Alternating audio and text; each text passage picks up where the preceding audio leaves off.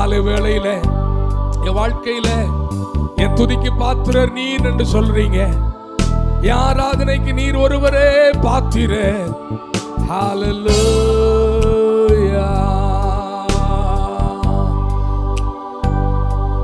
பாத்திரர் நீரே இயேசுவே, நீர் பாத்திரர். இரண்டு கைகளை உயர்த்தி